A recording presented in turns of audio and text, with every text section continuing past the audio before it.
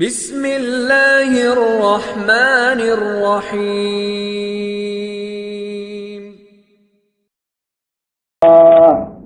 الحمد للہ رب السماوات والارضین والصلاة والسلام على اشرف المرسلین سید الاولین والآخرین سیدنا محمد وعلى آله وأصحابه أجمعين وعلينا معهم برحمتك يا أرحم الراحمين. أما بعد فأعوذ بالله من الشيطان الرجيم. بسم الله الرحمن الرحيم. يريدون أن يطفئوا نور الله بأفواههم والله متم نوره ولو كره الكافرون. هو الذي أرسل رسوله بالهدى ودين الحق ليظهره على الدين كله ولو كره المشركون. يا أيها الذين آمنوا هل أدلكم على تجارة تنجيكم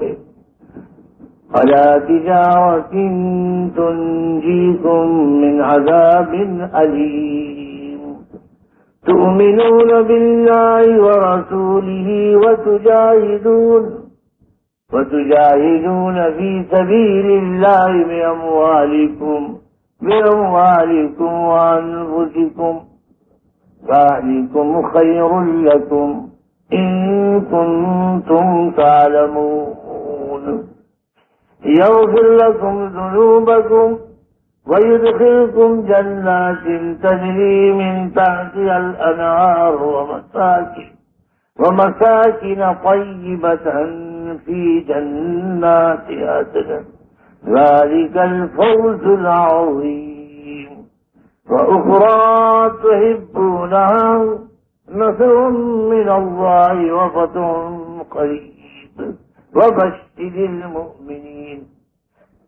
يا أيها الذين آمنوا كونوا أنصار الله كما قال عيسى ابن مريم للحواريين من أنصاري إلى الله قال الحواريون نحن أنصار الله. فآمنت طائفة من بني إسرائيل وكفرت طائفة فأيدنا الذين آمنوا على عدوهم فأصبحوا ظاهرين. میرے بزرگوں، دوستوں، عزیزوں اور بھائیوں، اللہ جل جلالہ و منوالو کا بہت بڑا احسان ہے کہ جس طرح اس نے اپنی قدرت اور فضل سے ہمیں انسان بنایا، پھر مسلمان بنایا، پھر امتی بنایا جناب رسول پاک صلی اللہ علیہ وسلم کا، اسی قدرت اور اسی فضل سے اللہ تعالیٰ نے ہم لوگوں کو دعوت کے کام میں لگایا، انسانیت کا جامہ پہنایا، اسلام کی ملت عطا فرمائی، محمدی امت میں شامل فرمایا. چوتھا کرم احسان اللہ پاک کا یہ کہ اس نے ہم کو ایمان کی دعوت میں لگایا. اگر اللہ نہ لگاتا تو پتہ نہیں ہم کہاں ہوتے، کون سی محنت میں ہوتے، کون سی دعوت میں ہوتے، کون سی چیز میں ہوتے. یہ اللہ ہی کا فرض.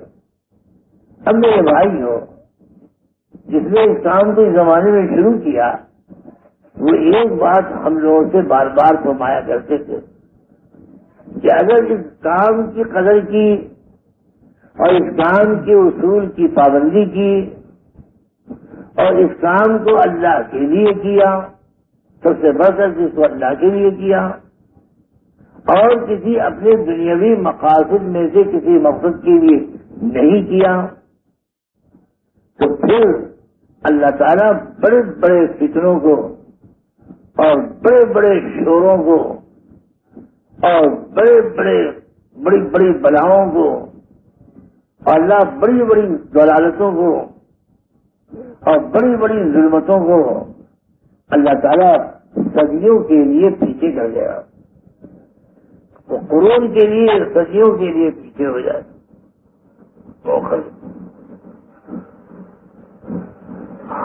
اور اگر اس بڑے کام کی قدر نہیں کی اور اس میں لگنے کا جو حق تھا وہ نہیں ادا کیا، اس میں نیت بگڑ گئی، مقاصد دنیا میں سے کوئی مقصد دنیا کا سامنے آ گیا اس کے لیے کر رہے ہیں، یا اسی قسم کی کوئی ایسی بے اصولی اور بڑی بے اصولی کی کہ جس پر اللہ تعالیٰ ناراض ہو کر پہلا کام تو یہ کریں گے کہ اس کام ہی کو کام والوں سے چھین لے گا، چھین لینے کا خطرہ. اور دوسرا یہ جو بلائیں، مصیبتیں اور قیامتیں اور شورشیں اور ظلمتیں جو پیچھے ہٹ گئی تھی، جو صدیوں کے لیے دور چلی گئی تھی، وہ بہت تیزی کے ساتھ جو صدیوں میں آتی وہ سالوں میں آئیں گی، جو سالوں میں آتی وہ ہفتوں میں آئیں گی، جو ہفتوں میں آتی وہ گھنٹوں میں آئیں گی، اور جو گھنٹوں میں آتی وہ منٹوں میں آئیں گی. بڑے بڑے فتنے دروازے منہ کھولے ہوئے ہیں. اب پتہ نہیں کون سا فتنہ کس کو ہڑپ کر جائے، کس ملک کے کام کو ہڑپ کر جائے، یا کس قوم کے کام کو ہڑپ کر جائے، یا کس شخص کے کام کو ہڑپ کر جائے اور اس کو اس کام سے ہٹا بھی دے اور اس کو فتنوں میں مبتلا کر بھی دے. اس لیے میرے بزرگوں، دوستوں، اس کام کرنے والوں کو دو چیزیں برابر رکھنی چاہیے. ایک ڈر کہ اللہ کہ ہم سے کوئی بہت نہیں اور کوئی طاقت نہیں تو کوئی خرابی ہم سے ایسی نہ ہو جائے کہ آپ ہم سے بھی چھین لیں اور اس کام کو بھی اٹھا لیں اور تمام فتنے ہم سب کو توڑ دیں. ڈر.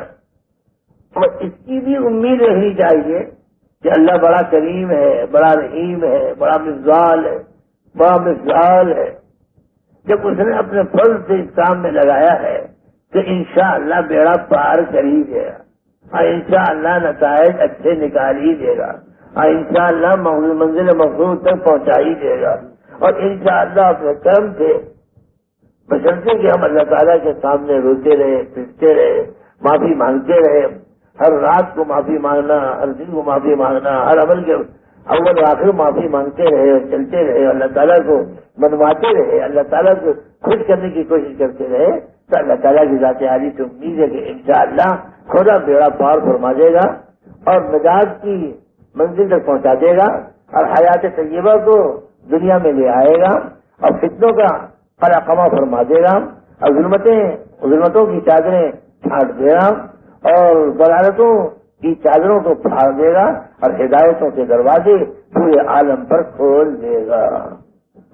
یہ اللہ تعالیٰ کی ذات سے تم میل رکھے. ہر کام کرنے والے کو، ہر جگہ کے رہنے والے کو جو مبارک کام میں کسی قدر بھی لگا ہو، وہ اس بات سے ہمیشہ ڈر بھی رکھے کہ کہیں کام بگڑ نہ جائے اور اس بات کی امید بھی رکھے کہ انشاءاللہ کام اللہ کو پسند آ ہی جائے گا. یہ دونوں چیزیں اپنے دل میں جمائے رکھے، دونوں جمائے. البتہ بعض بزرگان دین نے یہ فرمایا ہے کہ جب وقت اخیر آئے عمل کا یا وقت اخیر آئے زندگی کا تو اس امید کو غلبہ دے دو خوف پر. امید کو غلبہ دے دو. امید خوف تو ہو دونوں، لیکن خوف ذرا سا ہلکا ہو جائے، امید بڑھ جائے.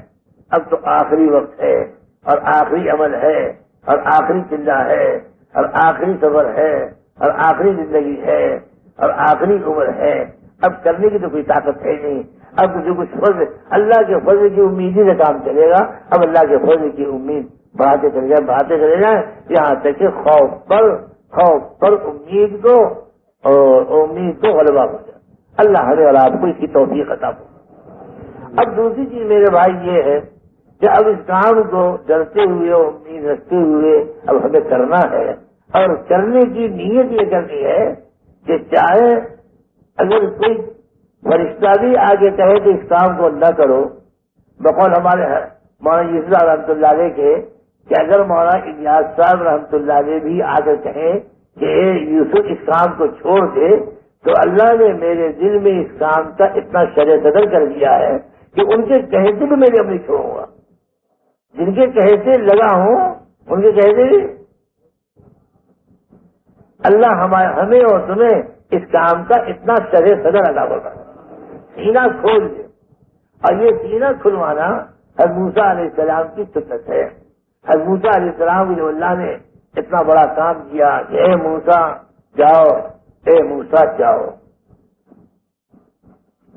اے موسیٰ جاؤ، اذهب الى فرعون انه طغى، اے موسیٰ جا، اے موسیٰ جا، فرعون کی طرف جا، بیوی کی طرف مت جا، بکری کی طرف مت جا. یہ جب اذهب کہہ دیا تو اللہ تعالیٰ سے ادھر کہہ دیا، ورنہ اللہ تعالیٰ جو کہتا جا بیوی بکری کو دیکھ لے پھر چلا جا، جو نہیں فرمایا. اذهب الى فرعون انه طغى، اے موسیٰ جا فرعون کی طرف جا، بے شک بڑا طاغی، بڑا باغی، بڑا راغی اور بہت طاغی والا. اب جب موسیٰ علیہ السلام کو یہ حکم ملا تو موسیٰ علیہ السلام نے چاہا کہ یہ کام بہت بڑا ہے، فرعون کے پاس دعوت لے جانا توحید و رسالت کی، اور یہ انکار لے جانا کہ تو نہیں ہے الہ اور تو نہیں ہے رب، تو نہ پروردگار ہے اور نہ تو کردگار ہے اور نہ تو معبود ہے اور نہ تو قابل پرستش ہے، بلکہ اللہ ہے. اس بات کو لے کے جانا اور فرعون جیسے طاقتور، فرعون جیسے خبیث تر، فرعون جیسے انسان کی طرف انتہائی، جن کو اللہ نے بھی قرآن پاک میں بڑے بڑے الفاظ سے متکبر، جبار، جبار، پتہ نہیں کیا کیا الفاظ اللہ تعالیٰ نے فرعون کے بارے میں کہا، وہ سارے سامنے رکھ کر موسیٰ علیہ السلام نے چاہا کہ پہلے اس کام کے لیے میں اپنا سینہ تو کھلوا دوں. کیا کروں؟ میرا سینہ کھل جائے. قال رب اشرح لي صدري، قال رب اشرح لي صدري ويسر لي امري واحلل عقدة من لساني يفقهوا قولي واجعل لي وزيرا من اهلي هارون اشدد به اذري واشركه في امري كي نسبحك كثيرا ونذكرك كثيرا انك كنت بنا بصيرا. اے میرے پروردگار، یہ تو مجھے یقین آ گیا کہ میرا سینہ میرا نہیں تیرا ہے، اور سینے کا کھولنا اور بند کرنا اور تنگ کرنا اور فراغ کرنا تیرا کام. اے اللہ میرے تنگ سینے کو کھول دیجیے اس مبارک کام کے لیے، اور میرے اس کام میں سہولت پیدا فرما دیجیے. جو مشکلات اور دشواریاں پیش نظر ہیں اے اللہ ان سب کو سہولتوں آسانیوں سے بدل دیجیے. اے اللہ ایک دشواری میرے سامنے یہ آ رہی ہے کہ میری زبان بولتی نہیں اچھی طرح، میری زبان لڑکھڑاتی ہے، لڑکھڑاتی، میری زبان میں لکنت ہے، میری زبان بول نہیں رہی ہے. دعوت کے لیے زبان ہی ترجمان ہوگی، اب ترجمانی یہی کرے گی. زبان ہی ترجمہ ہے انسان کا، اور زبان ہی ترجمان اول ہے تمام آدمیوں کے لیے. لہذا اے مالک ہماری زبان ہی کا مسئلہ کیا ہوگا. لیکن دشواری یہ ہے کہ جب میں بولنا چاہتا ہوں تو اگر یہ میں کہنا چاہتا ہوں اللہ کہیں تو نکلتا وہ اللہ صاحب نکلتا ہی نہیں. گویا یہ حضرت موسیٰ علیہ السلام نے گویا اپنی زبان کی ایک گرہ بتائی.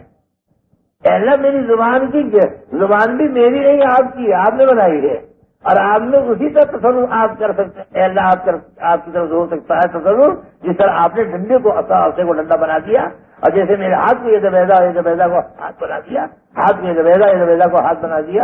اے اللہ جس طرح یہاں آپ نے قدرت دکھلائی اپنی، اے اللہ میری جیب میں اپنی قدرت دکھلائی ہے، یہ جیب بھی آپ ہی کے تصرف میں ہے، آپ ہی کی ملکیت میں ہے، اس کی گرفت کھول دی تاکہ لوگ میری بات تو سمجھ سکیں.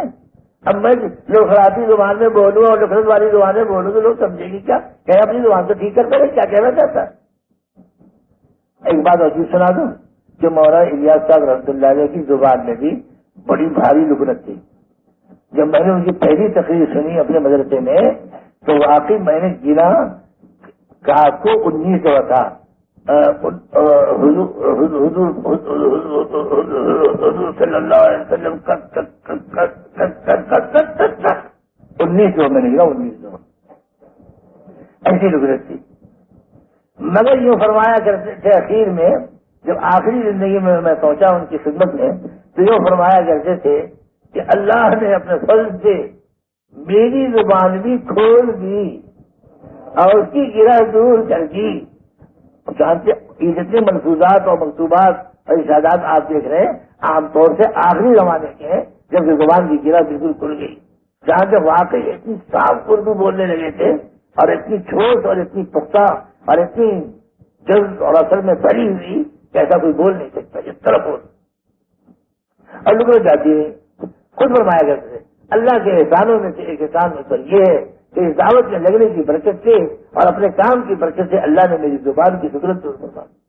تو موسیٰ علیہ السلام اپنا سینہ کھلوا رہے ہیں تو سب کام کرنے والوں کو پہلا کام یہ کرنا ہوگا کہ اللہ سے عرض کر دعا مانگ کر اے اللہ کی مبارک کام کے لیے میرا سینہ اتنا کھول دیجیے کہ اگر ساری دنیا بھی اس کام کو چھوڑ دے اور ساری دنیا بھی کہے کہ یہ کام مت کرو ٹھیک نہیں تو میرا سینہ اتنا کھلا ہوا اس کام کے بارے میں کہ میں کسی کی بات نہ مانوں اور میں کسی کام کو کرتے کرتے مر جاؤں.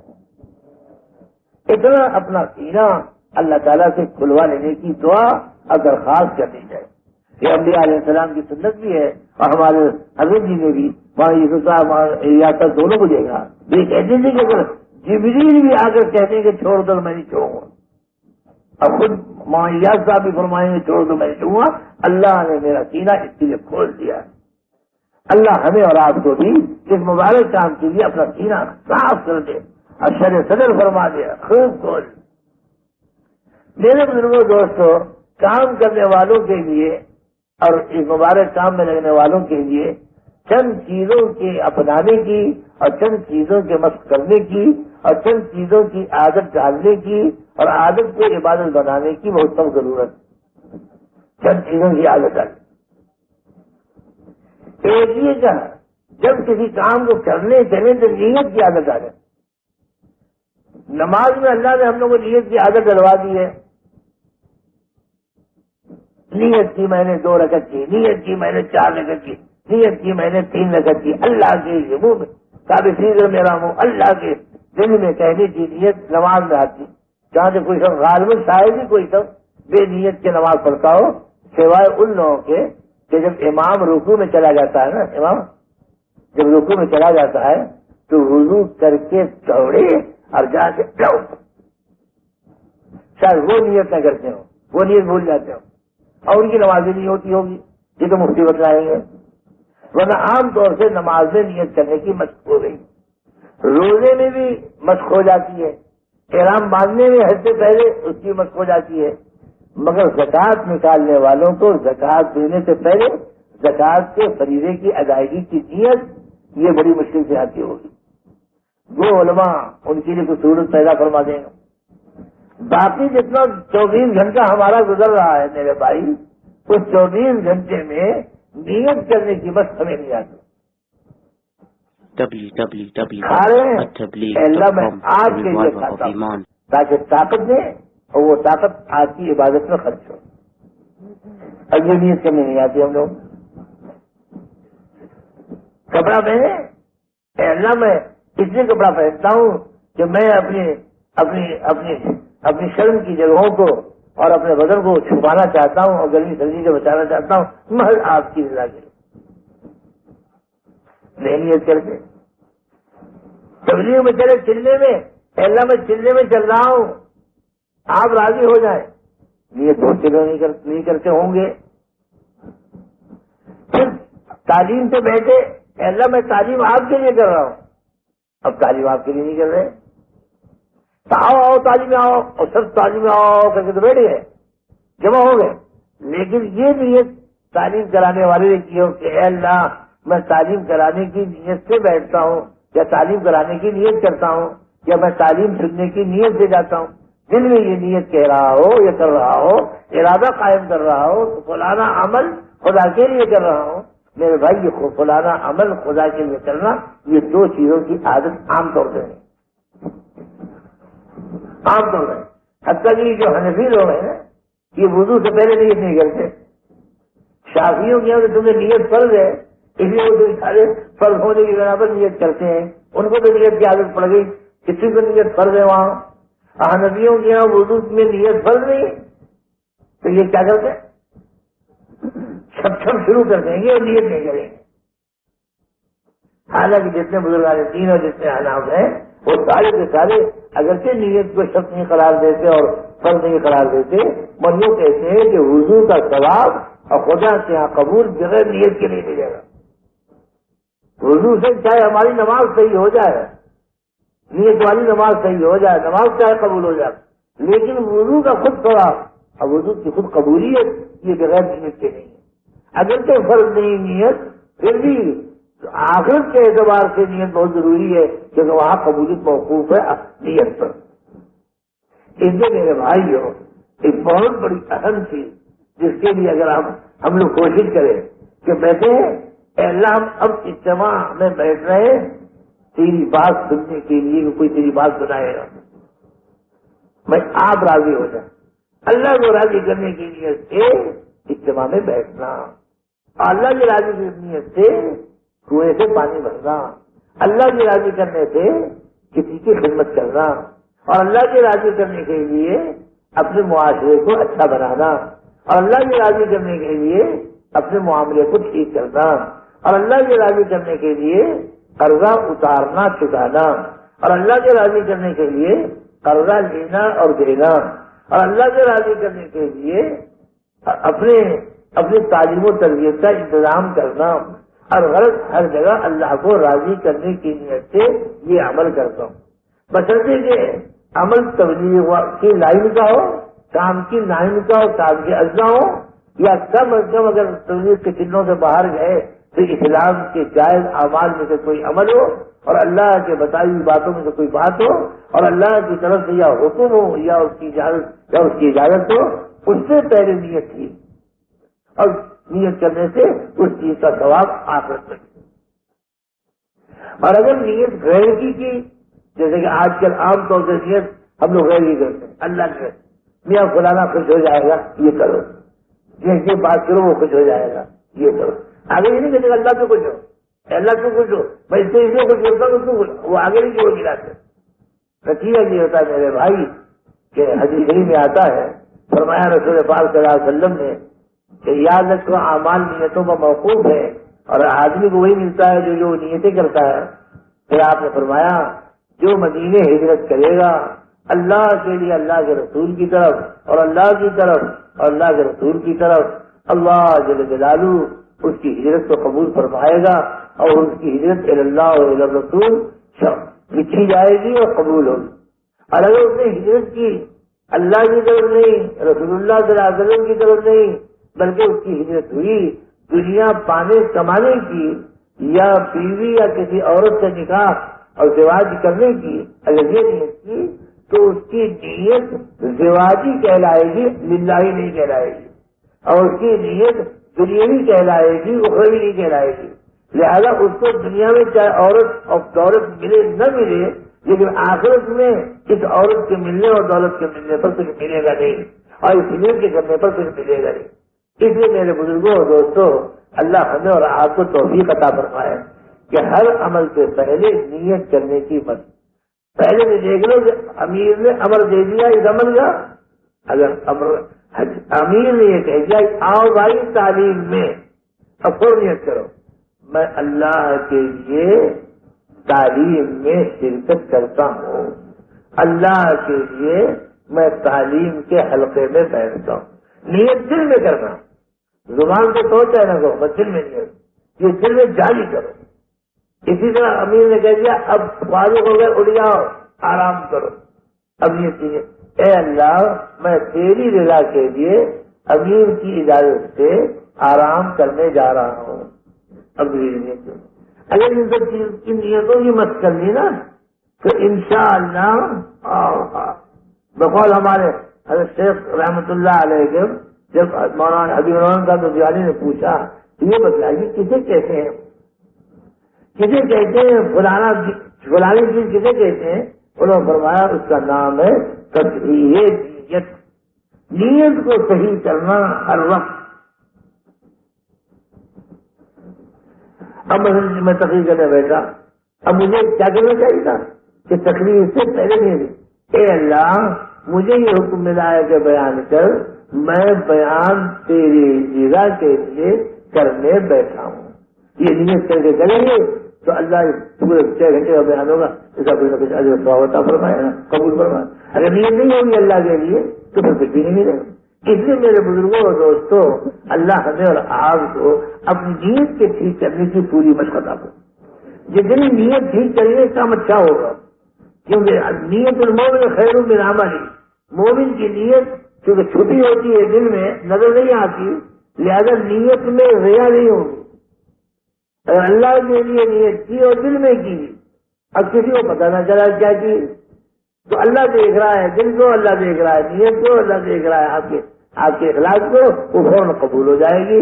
تو مومن کی نیت اس کے عمل سے بہتر ہوتی ہے، اس کا عمل تو دیکھنے میں آ رہا ہے، بولنا سنا جا رہا ہے، بیٹھنا دیکھا جا رہا ہے، چلنا دیکھا جا رہا ہے، ملک میں جانا نظر آ رہا، یہ سب چیزیں آدمی دیکھ رہا ہے، ہو سکتا ہے کہ اس میں دکھانے کی نیت آ جائے، لیکن جو چیزیں دیکھی نہیں جاتی وہ نیت، ان میں سے پہلی چیز نیت ہے۔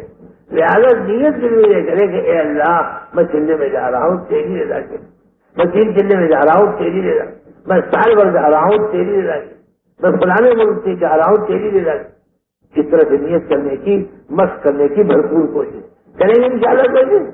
سارے کے بعد اس بات کی کوشش کریں کہ جہاں عمل بدلے، حال بدلے، نیت بدلے، فوراً نیت کریں۔ حال بدلا، عمل بدلا، کھا رہے تھے نیت کی، کھانے سے اٹھے نیت کی، کہیں جا کر لیتے نیت کی، پھر بات کرنے گئے نیت کی، بیوی کے پاس گئے نیت کی، بیوی نے منہ میں لقمہ دیا، اے بیگم آپ کے منہ میں لقمہ دیتا ہوں، یہ دل میں گئے، اے اللہ تیری رضا کہیے تو کہہ لو۔ یہ تو خود حدیث شریف میں رسول پاک صلی اللہ علیہ وسلم نے سکھایا۔ سعد بن وقاص رضی اللہ تعالیٰ عنہ فتح مکے کے موقع پہ بیمار ہو گئے، مکہ مکرمہ میں، ان کو اندیشہ یہ ہوا کہ میری ہجرت شاید قبول نہ ہوئی، میں مکے میں مر نہ جاؤں، حالت بڑی نازک۔ آپ ان کی عیادت ہو گئے، ان کی عیادت ہو گئے تو وہ رونے لگے اور کہنے لگے یا رسول اللہ میں بڑا مال والا آدمی ہوں، مدینے میں میرے پاس مال بہت ہے، اب میرے پاس ایک ہی بیٹی ہے، میں یہ چاہتا ہوں کہ اپنا آدھا مال صدقہ کر دوں، آدھا مال، اپنا آدھا مال صدقہ، بلکہ اور بھی سے زیادہ کہا صدقہ کر دوں۔ آپ نے فرمایا نہیں۔ اچھا آدھا مال صدقہ کر دوں؟ آپ نے فرمایا نہیں۔ اچھا 1/3 مال صدقہ کر دوں؟ آپ نے فرمایا ہاں 1/3 مال صدقہ کرو، اور 1/3 بھی بہت زیادہ ہے، خیر 1/3 سے صدقہ کر دو۔ اور ایک سال تم اپنے بچوں کو ایسا چھوڑو کہ وہ ان میں استغنا ہو، رونا ہو، اس سے بہتر ہے کہ وہ لوگوں کے سامنے جائیں، ہتھیلی پھیلائیں، دے بابا دے بابا دے بابا دے بابا دے بابا، میں محتاج ہوں، دے بابا، لوگوں کے سامنے اپنی ہاتھ ہتھیلی پھیلا پھیلا جو مانگتے پھریں، اس سے بہتر ہے کہ اولاد کو اغنیاں چھوڑ کے انہوں نے کہا یا رسول اللہ مجھے اندیشہ ہے کہ میں یہیں مر نہ جاؤں اور میری ہجرت کہیں برباد نہ ہو۔ کرنے والا مکے میں مرنا بھی نہیں چاہتا تھا، ہجرت کرنے والا مکے میں مرنے کو بھی ہجرت کے خلاف سمجھتا تھا۔ جب ہجرت کی ہے، مکہ چھوڑ کے گئے ہمیشہ کے لیے، تو موت بھی کہیں اور آنی چاہیے، مکے میں نہیں آنے کے، تو وہ اندیشہ دیتے ہجرت ہی ہماری خراب نہ ہو رہی۔ احسان تو اپنے بیوی کے منہ میں اللہ کی رضا کے واسطے لقمہ بھی دے گا تو اس پر بھی خدا صدقے کا تو اجر دے گا، قبول فرمائے گا، سب اجر دے گا۔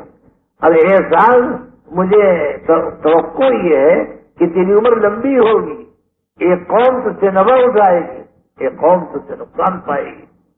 کیا یہی ہوا کہ سعد بن وقاص رضی اللہ تعالیٰ عنہ بڑی لمبی عمر پائی، آپ کے بعد بہت دنوں تک زندہ رہے، حکومت کے آخری زمانے میں ان کا انتقال ہوا، اور واقعی ایک قوم نفع پایا اس نے اور ایک قوم نے بڑا نقصان اٹھایا۔ جن لوگوں نے شکایت کی ہے عمر سے کہ آپ نے سعد کو ہم پر امیر بنا کے بھیجا ہے، وہ اس کے اندر 3 باتیں ایسی خراب ہیں جس کی وجہ سے اس کو معذور کیجیے۔ حکومت نے ان کو معذور کیا اور ان کو بلوا لیا مدینے میں اور بھیجا اپنا آدمی لا کے تحقیق کر گیا۔ کیا قصہ؟ تحقیق کرایا، تحقیق سے ثابت ہوا کہ غلط ہے، اور سعد نے بددعا فرمائی، اے اللہ اگر یہ آدمی جس کا سردار ہے اس نے شکایت میری غلط کی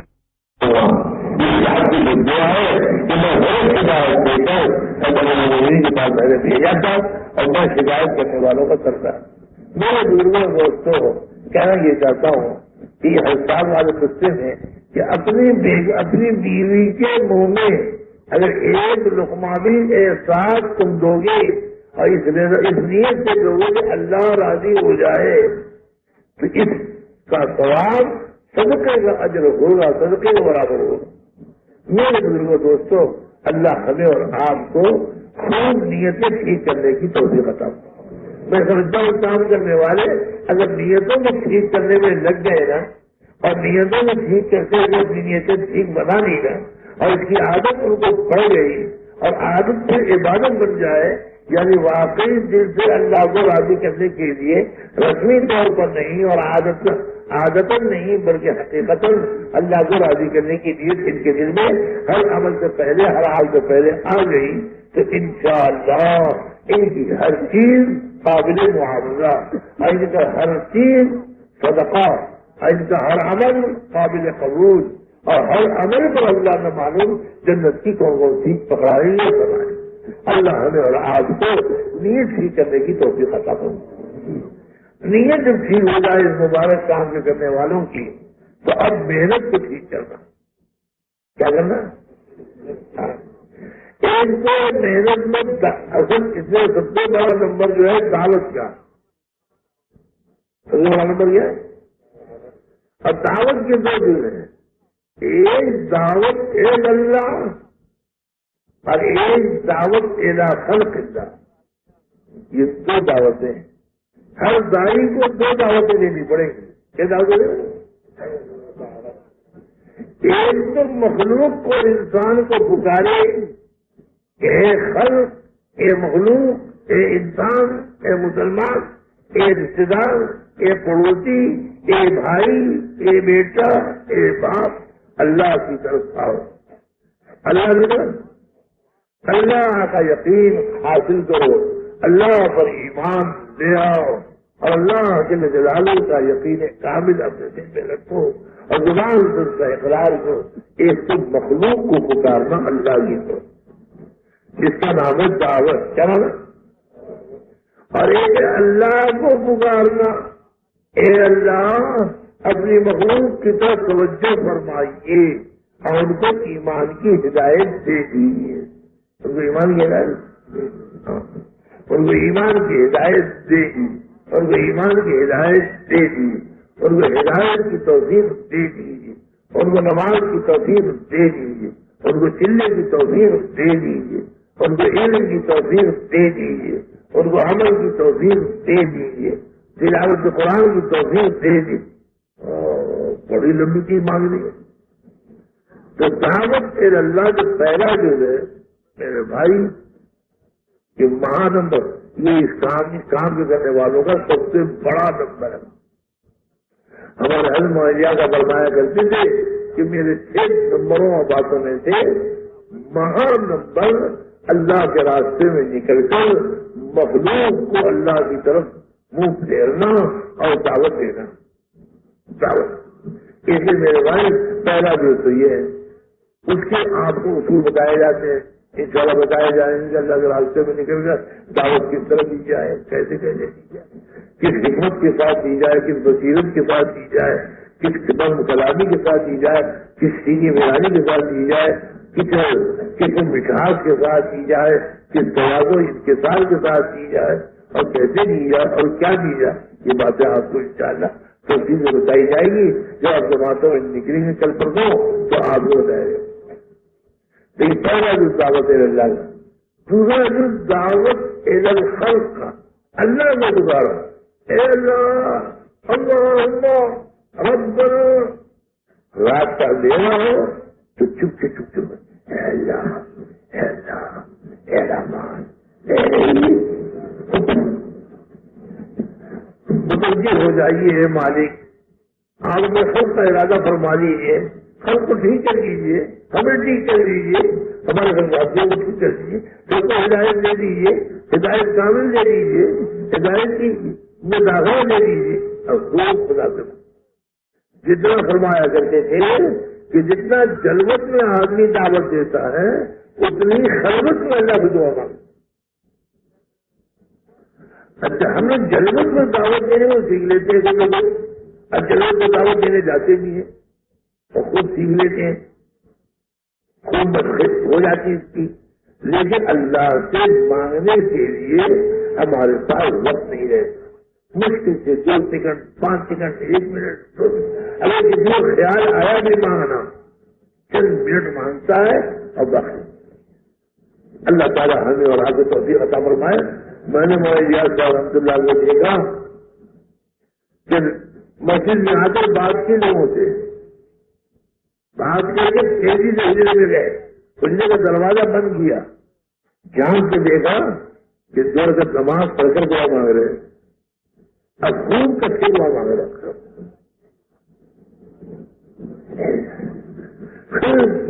ایسی چیزیں چاپلوسی کر رہے ہیں، جیسے کسی کو خوشامد کر رہے ہیں، جیسے کسی کے پیر پکڑ رہے ہیں، جیسے کسی کے پیر پر پگڑی رکھی جا رہی ہے، اللہ کے قدر مبارک پر سجدے کر رہے ہیں. اور خوب اللہ ہم سے بڑے ہم سے بھی کچھ نہیں ہوتا. خوب ظاہری دعا جو اجتماعوں میں ہوتی ہے وہ تو لے جائے، ان کی خلوتی دعائیں بے انتہا ہیں اور ان کا حساب لگایا جائے تو جتنی ضرورت ان کی اختیار کی ہوئی تھی مقدار میں، اسی مقدار میں ان کی خلوت میں اور خلوت کی دعا میں اور اللہ کے ذکر میں اور اللہ کو راضی کرنے میں مستقل وقت لگاتے ہیں.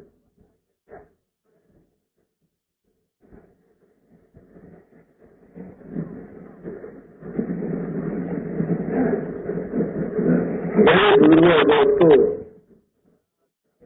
جن کو خدا نے اس کی توفیق دے رکھی ہے ان کو اور مزید توفیق عطا فرمائے، اور جن کو اس کی توفیق ابھی نہیں ملی ہے خوب اللہ سے مانگ کی توفیق ہے. اللہ مجھے دعوت کے دونوں رکنوں کو زندہ فرما دیجیے، مجھے دعوت تیری طرف دینی آ جائے اور مجھے دعا تجھ سے مانگنی آ جائے، تجھ سے مانگنی بھی آ جائے اور تیری طرف بلانا بھی آ جائے.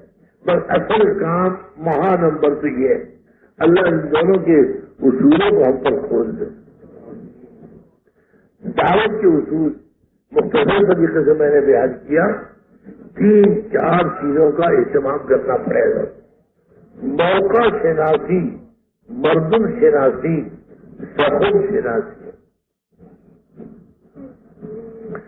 بات پہچاننا کہ کس طرح کرنی ہے اس آدمی، اس مخلوق سے اس آدمی سے.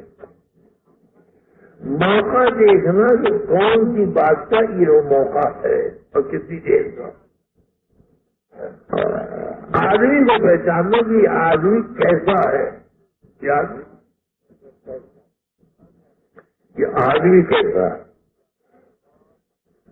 اگر دعوت میں یہ 3 چیزیں ہم لوگ کو حاصل ہو گئی، اللہ کرے کہ حاصل ہو جائے: ایک موقع شناسی، ایک مردم شناسی، ایک سخن شناسی. اس میں ہم لوگ مولانا صاحب رحمۃ اللہ سے بولا کرتے تھے. اتنی آدمی دعوت میں ماہر کامل ہوگا، دعوت خلق، دعوت اللہ میں وہی سب ماہر اور زیادہ کامل ہوگا جو ان 3 باتوں کی رعایت کر کے دعوت. ہم لوگ کو یہ 3 باتیں اولوں کو ذہن میں نہیں آتی، اور اگر ہوتی بھی ہے تو اس پر عمل کرنے کی کوئی صورت نظر نہیں آتی. اور جو منہ میں آیا بول دیا، جو چاہا کہہ دیا، اور جتنا چاہا بول پڑے، اور جس کو چاہا جو کہے۔ ہم نے مولانا یوسف صاحب رحمۃ اللہ علیہ کو دیکھا کہ تاجروں میں تاجرانہ ڈھنگ سے بات کر رہے ہیں، کاشتکار والوں سے کاشتکاری کے ڈھنگ سے بات کر رہے ہیں، حاجیوں میں حاجیوں کے ڈھنگ کی بات کر رہے ہیں، علماء میں علماء کے ڈھنگ کی بات کر رہے ہیں، علماء میں جیسے مردم پائے اس کو پہچان کر ویسی بات کی۔ ان کے لیے یہ بات بناتے میرے بزرگوں دوستوں، یہ کام کرنے والوں کو کام کرتے کرتے اور اللہ سے مانگتے مانگتے آئے گا۔ لیکن مثال کے طور پر میں ایک جو بات عرض کر دوں، اور وہ یہ کہ حضرت رسول پاک صلی اللہ علیہ وسلم نے حضرت علی رضی اللہ تعالیٰ عنہ فرمایا، اے علی کر ذبح تلی، اے علی ذبح کر تلی۔ اب بلا قریش کو ضیافت پر، خدا کا یہ جگہ ذبح کرو کوئی جانور، اب بلاؤ قریشیوں کھانے پر، میں ان کو دعوت دینا چاہتا ہوں۔ آپ نے حضرت علی نے فوراً حکم مانا، کوئی تنی دمبا ذبح کیا، اور وہ زمانے میں بھون کر یا ہو یا جس طرح بھی ہو وہ رہ گیا تھا سامان پر، اور قریش کو کہہ دیا بھائی آج ہمارے آدمیوں کی دعوت ہے، وہ دعوت تو آ گئے سب آج۔ اب سرکار دوبارے سے وسلم نے غور کیا تو یہ سوچا کہ ان لوگ کھانا کھا لینے دو، جب یہ کھا لیں گے تو میں اپنی بات شروع کروں گا، جو کھانے کے لیے مشہور ہے کھانے میں، تو وہ بعد میں شاید نہ سنے یا نہ سمجھے، یا سنی آپ کی وجہ خالوں کو بات کرنے کی دعوت نہ دینے کی ہوگی۔ اتنے جو کھانا وہ کھا چکے اور آپ نے بات شروع کی، ابھی شروع بھی نہیں کی تھی کہ سب نے کہا چل جی کھانا کھا دیا بھاگو یہاں سے، اب کتا ہے کچھ اور شروع ہونے والا ہے، وہ سارے بات سے ایک بھی نہیں بچا۔ تو میں نے سنا اس حکایت کے بارے میں کہ حضرت علی رضی اللہ تعالیٰ سے سرکار نے فرمایا، اے علی پھر ذبح کرے لے جانے، دوسرے ایک دن کے بعد بھی ذبح کیا، ذبح کرنے کے بعد دعوت دی، پھر آ گئے۔ آپ نے اب کی دفعہ یہ سوچا کہ آج ان سے بات کرنے کے لیے کھا ہی رہے ہوں تبھی شروع کر دو، جہاں جو آپ نے بات شروع کی۔ وہ ایسے تھے نہیں تھے، وہ ایسے نہیں تھے کہ کھانا چھوڑ دے، کھانا تو خوب کھانا چاہیے، کافی بولتے اور ساتھ اپنیوں میں کھانے والے لوگ زیادہ انہوں نے کھانا دکھایا ہوا خوب، اور آپ نے بات سنائی خوب۔ آپ کا دل مطمئن ہو گیا کہ میں نے بات ان کو پوری سنا دی۔ آپ یہ چاہ رہے تھے کہ قریش کے کام کے میں سرداروں میں مجموعی طور پر ایک دفعہ کھل کر بات ان کے سامنے آ جائے۔ تاکہ رسول پاک صلی اللہ علیہ وسلم نے یہ مردم شناسی، موقع شناسی، سفر شناسی، آپ نے تینوں کا لحاظ کر کے پہلے دن سے بات شروع کی تو بھاگ گئے، اور دوسرے دن بات کی طرف اس کا نتیجہ یہ ہوا کہ ان میں سے کچھ لوگ سوچنے لگے کہ ہاں بھائی بات ٹھیک ہے، اور جو بہت سے ایسے تھے جو بڑے ہر گرم سے ضدی تھے، انہوں نے بھائی کچھ نہیں، یہ تو پگڑا ہے، پگڑا مجبور ہے، یہ پگڑی کی بات کیا، یہ تو ہم دیوانہ ہو گیا۔ میرے بزرگوں دوستوں، اللہ تعالیٰ ہم کو بھی سفر شناسی، موقع شناسی، مرد شناسی کی توفیق عطا کرے۔ ایک مرتبہ ایک عالم کو بھیجا حضرت مولانا الیاس صاحب رحمۃ اللہ علیہ نے کہ جاؤ فلانی جگہ تم بات کرو۔ انہوں نے قرآن کی ایک آیت نکال کر اس پر بات شروع کیا، واپس آئے تاجداری بیان کی۔ آپ نے فرمایا کہ مولانا وہ مجمع اس قابل نہیں تھا جس کو آپ نے بیان کیا، اس مجمع کے قابل یہ آیت تھی۔ قرآن کی ایک اور آیت کی طرف اشارہ کر کے فرمایا کہ قرآن کی یہ آیت اس مجمع کے قابل تھی، آپ نے مجمع سے وہ بات کہی جو ان کے لائق نہیں تھے. وہ کہے گے حضرت ہم نے تو تبلیغ سیکھی نہیں نا, آپ تو سیکھ چکے, آپ تو سیکھے ہوئے, ہم نے سیکھی نہیں. ہم نے تو سمجھ یہی بات آئی کہ ان کے سامنے قرآن کی کوئی سی آیت پر بات کہہ دو, کوئی بھی کوئی بات خیر کی پہنچی جائے گی نہیں. فرمایا کرتے تھے کہ سرکار دو عالم صلی اللہ علیہ وسلم پر اللہ نے جو قرآن اتارا وہ بڑی حکمت کے ساتھ اتارا, وہی آیت اترتی تھی جو اس موقع کی ہوتی تھی, وہی آیت اترتی ان کے لائق ہوتی تھی, اس موقع کی ہوتی تھی, اور وہ انسانوں کے لائق, اس موقع کے لائق, اور بات اسی کی خاطر ہوتی تھی. لہذا اللہ تعالیٰ نے قرآن پاک میں کوئی آیت یا صورت ایسی نہیں اتاری جو بے موقع ہو, بے حکمت ہو, غیر انسانوں کو پہچانے ہوئی ہو, اور بے وقت اور ناوقت ایسا کبھی. پورا قرآن اترا اسی طرح. اسے میرے بزرگوں اور دوستوں, اللہ حضرت آپ کو اپنی دعوت کے دائرے میں خوب سوچ کر آپ سے مشورہ کر لیا کرو کہ بھائی یہاں بات کیا کہنی چاہیے. یہ بات ہم نے دیکھا مودی عمر پالن پوری کو کہ جب بھی کوئی بیان کا طے ہوتا تھا اور کوئی مجمع طے ہوتا تھا کہ اس مجمے سے بیان کرنا, تو حضرت جو موجود دامن زندگی کے آگے پوچھا کرتے حضرت میں کیا بیان کروں. حضرت نے دو چار جملے فرما دیتے تھے کہ ان سے یہ کہنا, بس وہ جناب ان جملوں کو دے دیا اپنے لمبے چوڑے مضمون میں, انہیں جملوں کے چاروں طرف گھومتے ہیں اور انہیں جملوں پر بیان کرتے ہیں جو حضرت سے پوچھتے ہیں. اللہ ہمیں تمہیں بھی توفیق عطا فرمائے کہ ہم دعوت اللہ کا کام مشورے سے کیا کریں, اپنے آپس میں طے کر لیا کریں کہ کون سی بات اس موقع پر کہنی چاہیے. اور دعا کے اصول کیا ہے؟ دعا کے اصول وہ بھی تین ہیں. ایک یہ کہ دعا گڑگڑا کے مانگی جائے, ایک یہ کہ اس کے مانگی جائے, رونا نہ آئے تو رونے کی ضرورت بنائی جائے, اور ایک یہ کہ جو چیز مانگی جائے وہ اللہ تعالیٰ سے سب سے اونچی چیز مانگی جائے, اور وہ ہے ہدایت. اے اللہ ہم کو بھی ہدایت دے اور سارے عالم کو ہدایت دے. اللہم اہدنا واہد بنا, اللہم اہدنا واہد بنا, اللہم اہدنا واہد بنا. اللہ ہدایت ہم کو دیجیے, ہمارے ذریعے سب کو دیجیے. اللہ ہدایت ہم کو دیجیے, ہمارے ذریعے سب کو دیجیے. اپنی ہدایت سب سے پہلے مانگنی کہ اگر ہم کو ہدایت نہیں ملی تو ہم ضلالت میں جائیں اور لوگ ہدایت میں جائیں. یہ بڑی فون وغیرہ کی بات ہوگی کہ ہم ذریعہ بنے لوگوں کی ہدایت کا اور خود جائیں جہنم میں. اللہ ہماری آپ کی حفاظت کرتا. اس لیے دعا خوب گر گرا کر, دل ملا کر, رو کر, اور رونے کی صورت میں بنا ہے. تو ہمارے قریشی مرحوم کو میں نے دیکھا پوری ہمارے دے گا کہ وہ بیچارے بس جہاں نماز کا سلام پھرا اور انہوں نے ہاتھ پڑا کے مانگا, اب وہ بلایا رونے والا. رونا نہیں آیا, ایک قطرہ نہیں آیا, لیکن رونے والی کی صورت بنا لی.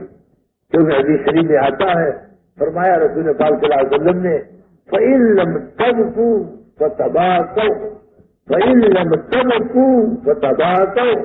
اگر تم رو نہیں سکتے تو رونے والی شکل بنا دو. یعنی داؤد مرحوم ایک صاحب سے حضرت الیاس صاحب کے آدمیوں نے یہ عادت میں نے ان میں اتنی دیکھی کہ جہاں نے دعا مانگنی شروع کی منہ ان کا اسی وقت ایسے جیسے کسی فقیر, مسکین, زار, بہت تکلیف میں مبتلا اور بہت پریشان اور بہت حیران اور کچھ مانگ رہا ہے کسی سے. عجیب شکل بناتے تو دعا جتنی تنہائی میں مانگی جائے گی تو اتنی زیادہ قبولیت کی ہوگی. لیکن تنہائی میں اتنا نہ مانگی جائے کہ لوگوں کی نیند پر اثر پڑے کہ لوگ شور بتائیں تو کیا ہو گیا, باولا پاگل تو نہیں ہو گیا. نہیں, بہت اطمینان کے ساتھ, بہت وقار کے ساتھ, بہت اندر بل کے سینے کی ہانڈی جس طرح کی چوہے کی ہانڈی کھٹکھٹاتی کرتی ہے, اس طرح سے سینے شیشے کی ہاڈی کھڑکھڑا رہی ہے، اب کھڑکڑ کر رہی ہے۔ اللہ ہمیں اور آپ کو دعا مانگنے کا ڈھنگ عطا کرتا، دعا مانگے۔ اور دعا کی قبولیت کی نشانی یہ بتاتی ہے کہ جب آدمی کے اندر دعا مانگتے مانگتے مانگتے مانگتے تھوڑی بڑی اور بدن میں احتیاطی کیفیت پیدا ہو جائے، سمجھ لو خدا کی دعا قبول ہو گئی۔ ہم نے مولانا یوسف رحمۃ اللہ علیہ کو دعا مانگتے اسی طرح دیکھا، مانگتے اور جب قریب ان کے بدن پہ ہاتھ لگاؤ تو تھوڑی ان کے بدن میں آئی نہیں اور خوب اندر اندر حرکت احتیاطی پیدا ہو۔ اللہ ان کی ساری دعاؤں کو ہمارے حق میں، تمہارے حق میں اور ساری انسانیت کے حق میں، امت کے حق میں قبول کر، اور قیامت تک والوں کے حق میں قبول کر۔ بہرحال پہلا جو دعوت اللہ کا دوسروں کو بلانا خدا کی طرف، مخلوق کو بلانا خدا کی طرف، اور دوسرا اللہ کو پکارنا مخلوق کی طرف، بلکہ اللہ کو دعوت سے پہلے بھی پکارے، دعوت کے بعد بھی پکارے، بستی میں داخل ہونے سے پہلے پکارے اور دعا مانگے، اور بستی سے نکلنے کے بعد بھی دعا مانگے۔ حضرت رسول پاک صلی اللہ علیہ وسلم دونوں طرح دعا مانگتے تھے، نکلنے میں بھی دعا مانگتے تھے، واپسی کے بھی دعا مانگتے تھے، اور حضور پاک صلی اللہ علیہ وسلم کام کے ختم میں بھی دعا مانگتے تھے، اور ہر عمل کے ختم پر دعا مانگتے تھے، اور ویسے بھی دعا مانگتے۔ آپ کے دعا مانگنے کا رواج اور آپ کے دعا مانگنے کا وقت ہر وقت خصوصی اوقات کے علاوہ عمومی اوقات۔ اللہ ہمیں اور آپ کو داعی الی اللہ اور داعی الی خلق اللہ دونوں بنا دے۔ میرے بھائی، اب اس کے ساتھ ساتھ اس دعوت کے دونوں رکنوں کی ادائیگی کے لیے اب ہمیں چند چیزوں کی ضرورت پڑے گی۔ ایک استخلاص کسے کہتے ہیں؟ استخلاص اس کا نام ہے کہ ہم جب اس کام کو کرنے چل رہے ہیں، 3 دن میں جا رہے ہیں، 6 مہینے میں جا رہے ہیں، سال بھر میں جا رہے ہیں، اور ہم اس کام کے لیے مستقل وقت دیے ہوئے ہیں، تو اب ہمارا کام کوئی اور نہ ہو۔ ہمارا کام ہم اسی کام ہی کی طرف متوجہ رہیں اور اسی کام ہی کو مقصد زندگی بنائیں اور اسی کام کو اوڑھنا بچھونا بنائیں اور اسی کام پر اپنی زندگی گزروائیں اور موت اسی پر لائیں، درمیان میں کوئی اور کام نہ چھیڑیں، چاہے لاکھ وہ کام اچھے سے اچھا نظر آئے اور لاکھ اس میں ترقیات دینی دکھلائی دے، مگر اس کام میں لگنے والوں کو جو وقت لگتے ہیں تو ان کو اپنے اوقات کے اندر جو انہوں نے وقت دیے، اور جو مستقل لگے ہیں ان کو استقلال کے ساتھ اس کو استقلال کی کیفیت کے ساتھ کرنا ہے کہ بس ہم اسی کام کے ہو رہے، ہم اسی کام کے ہو رہے، ہمارا کوئی کام نہیں۔ اور آپ یہ دیکھیں گے یہ استقلال دنیا کے تمام کاموں میں آپ نے دیکھا جو امتحان دینے چلتا ہے لڑتا ہے تو بالکل استقلال کے ساتھ مطالعے میں اور امتحان کی تیاری میں لگ جاتا ہے، کھیل کود کبڈی سب چیز چھوڑ دیتا ہے، سب سے کراؤ یہ وقت بالکل اس کام میں لگ جانے کا، نہ دن وہ دن نہ رات کو رات دیکھتا، نہ یہ دیکھتا ہے کہاں۔ اس لیے میرے بزرگوں اور دوستوں، کام کرنے والوں کو اسی کام میں رہنا ہے اور اسی کام میں لگے رہنا ہے۔ کام اس کام سے کوئی کام نظر آئے یا اور لوگوں کی وجہ سے کوئی کام دکھائی دے تو ان سے کہو وہ آپ ہی کیجیے یا اللہ اس کے لیے اور کوئی پیدا کرتے، ہمیں تو بس کسی کام میں لگنا رہنا کرنا مرنا۔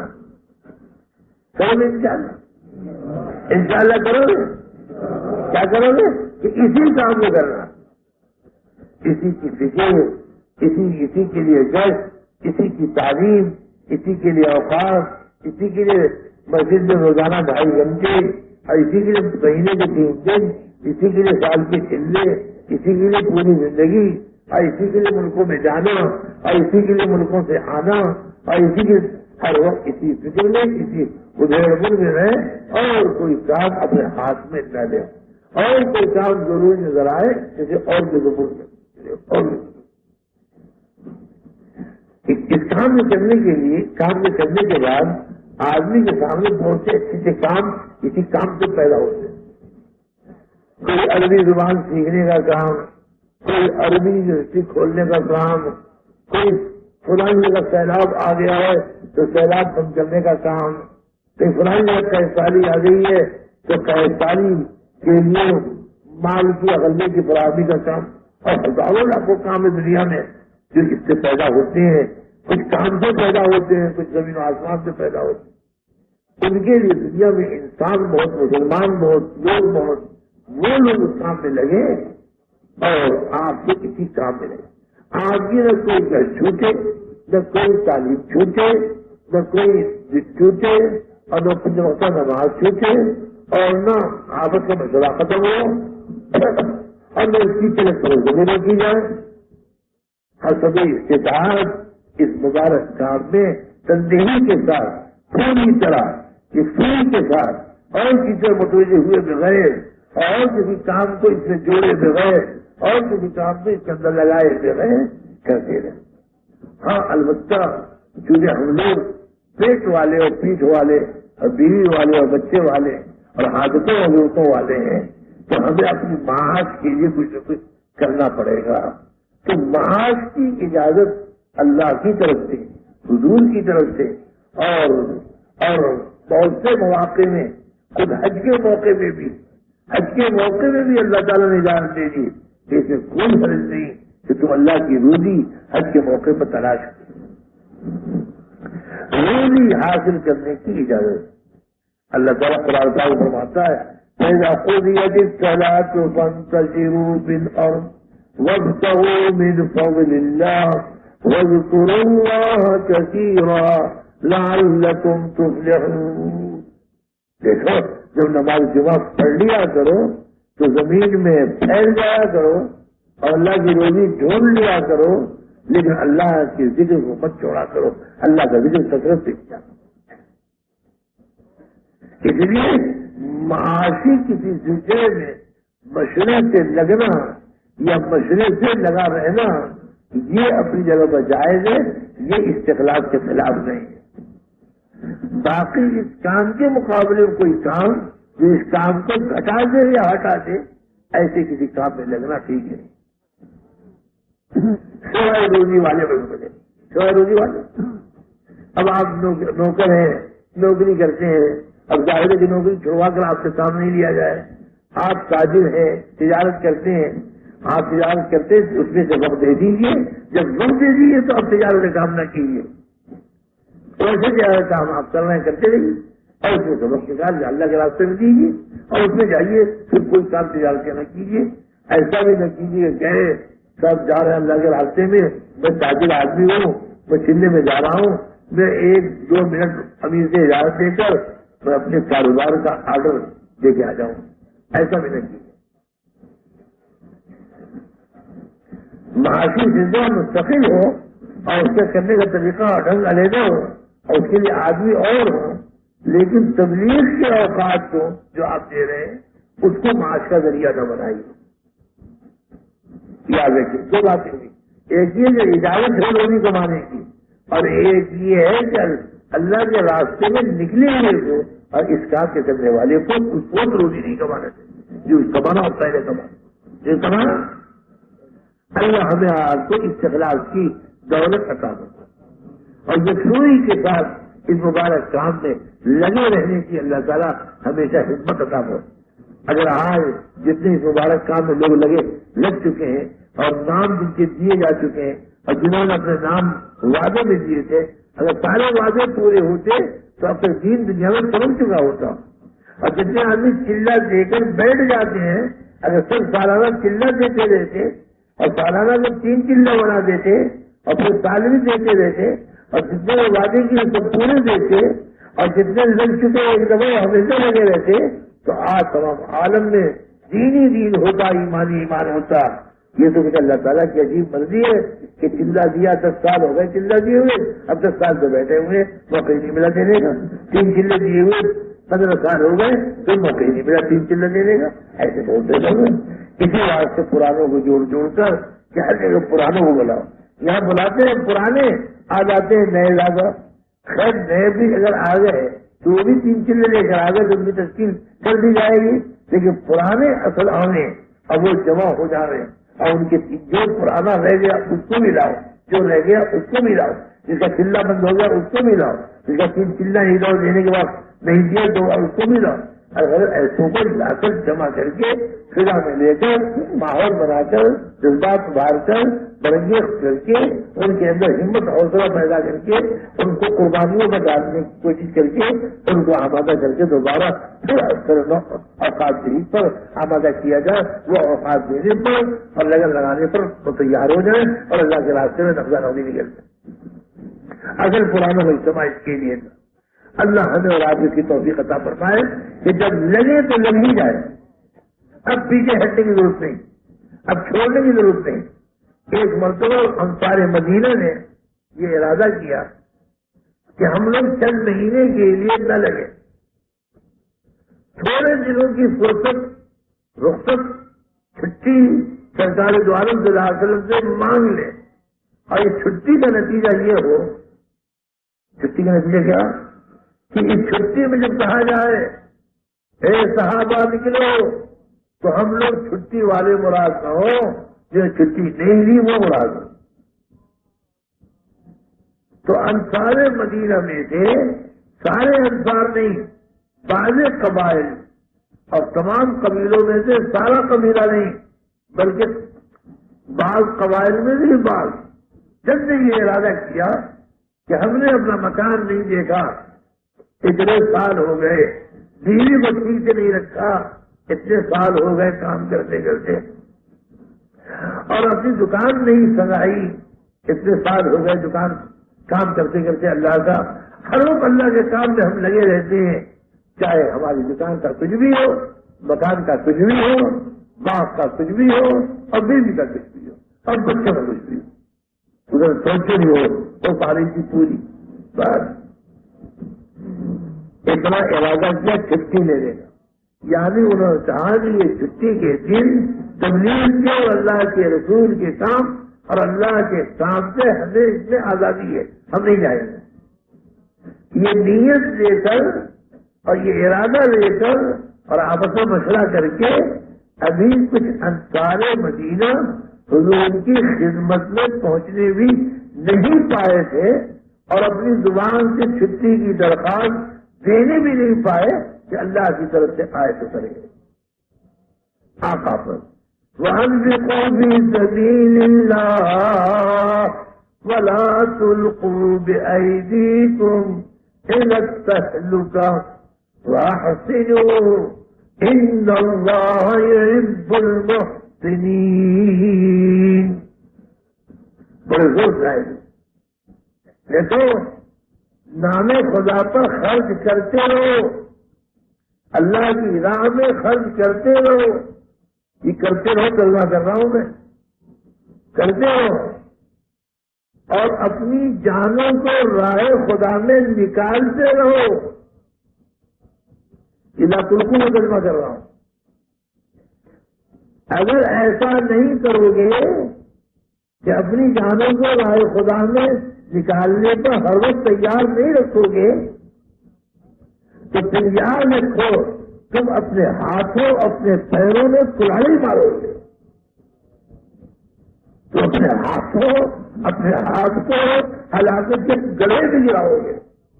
اگر تم نے اپنی جان کو چھٹی میں لے لیا, یہ چھٹی ہے میری, اس میں جان نہیں جائے گی اللہ کے راستے کو, نہیں چلے گی اللہ کے راستے کو. اگر تم نے ایسا کیا تو تم نے ہلاکت کے گڑے میں اپنے ہاتھ کو ڈال دیا. اب تم کو آج کل کی زبان میں اپنے پیروں کلاڑی مار یہ تم کو بے عیدی کو میں نے کہہ دوں گا, مت ڈالو اپنے ہاتھوں کو